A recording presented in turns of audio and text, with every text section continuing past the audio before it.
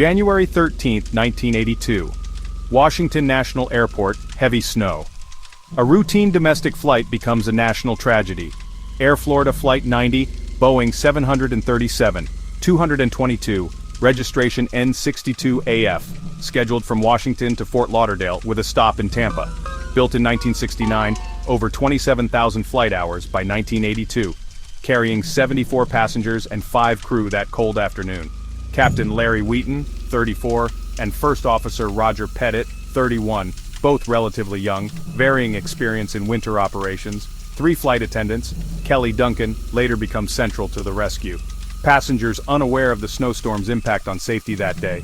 A heavy snowstorm dumped over 6 inches, DCA reopened under marginal conditions. Runway backlogs and delays created a long ground exposure. Deicing was performed by a contractor with flawed procedures and equipment. Mixture percentages were inconsistent left to right. A critical detail. Crews attempted a powerback using reverse thrust, against Boeing guidance. A proper tug with snow chains eventually moved the aircraft, but time had passed. The jet waited in a taxi queue for nearly 50 minutes. Ice reaccumulated. Crew aware of buildup but did not return for fresh de-icing. Despite snow, engine anti-ice systems remained off. Cockpit voice, pitot heat, on. Engine anti-ice, off. Engine anti-ice off produced false EPR thrust readings. Instruments lied. Actual thrust was well below the correct setting for takeoff. Both pilots had limited experience with 737 winter takeoffs. Bulletins warned against reverse thrust and other ground tactics used that day. At 3:59 p.m., the aircraft began its takeoff roll in falling snow. Plenty of runway remained. A rejected takeoff was possible. The first officer voiced doubts about instrument readings. He was ignored. The cockpit voice recorder captures the final seconds. What followed was 30 seconds that would change lives. A marginal climb, a stall warning, impact into the bridge and river. Audio from the flight recorder begins. 15 hours, 59 minutes, and 32 seconds, Cam 1. Okay, your throttles. 15 hours, 59 minutes, and 58 seconds, Cam 2.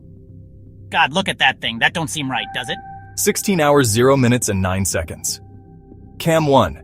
Yes, it is. There's 80. The aircraft used nearly half a mile beyond normal liftoff distance. Passengers felt a rough, prolonged takeoff. Many assumed disaster was possible.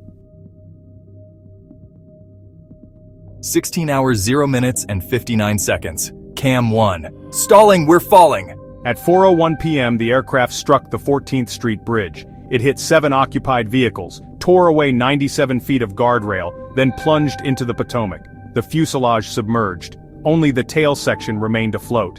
5 people, including 1 flight attendant, held on in freezing water.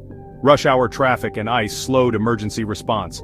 Water temp roughly 34 degrees Fahrenheit. Heavy ice made rescue nearly impossible by swimming. Civilians risked their lives. Roger Olean was first to wade in. Improvised lifelines were thrown, often too short or ineffective. At about 4:20 p.m., Eagle 1, a park police helicopter, arrived. The crew risked rotor wash, ice, and low altitude for rescues. Bert Hamilton first reached shore via the helicopter line. Arlen D. Williams Jr. repeatedly gave his lifeline to others. Kelly Duncan and other survivors were pulled to safety. Survivors battled hypothermia and injuries while waiting rescue. Onlooker Lenny Skutnik stripped down and dove in to save Priscilla Tirado. His heroism was broadcast live and later honored by Congress. Williams passed lines to others while strapped to wreckage, then drowned. He became known as the 6th passenger. The helicopter returned multiple times, plucking survivors from the ice. Ambulances finally reached victims despite treacherous conditions. Only 4 passengers and 1 flight attendant survived from the aircraft. 4 motorists on the bridge were killed, several others injured. Local media captured the rescues live. Images shocked the nation. Photographers and TV crews received awards for their coverage. Stories focused on heroism. Arlen Williams' selflessness became a defining image. President Reagan commended rescuers in his State of the Union address. Investigators from the NTSB began piecing together the sequence of failures. A detailed technical analysis followed. 30 seconds of flight, a lifetime of consequences. What did the NTSB conclude?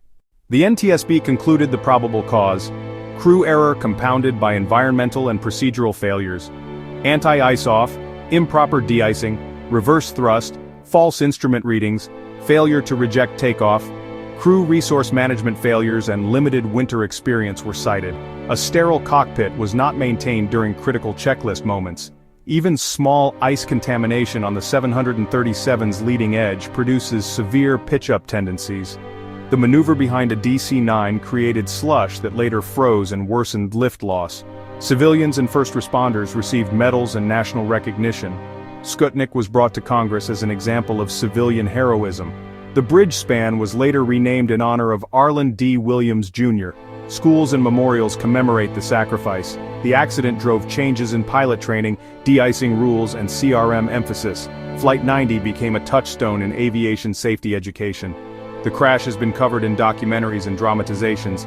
It has entered public memory through media retellings. 74 passengers and 5 crew were aboard. Most did not survive. The human toll was devastating for families and the region. Lessons: respect de-icing timing, enforce anti-ice, trust crew inputs, reject if necessary. Procedures were tightened industry-wide as a result. Out of tragedy came reform, and stories of courage remembered. Individual acts of selflessness defined the day as much as the loss. Primary source: NTSB Accident Report AAR 8208. Links in description. If you found this useful, like and subscribe for more aviation histories.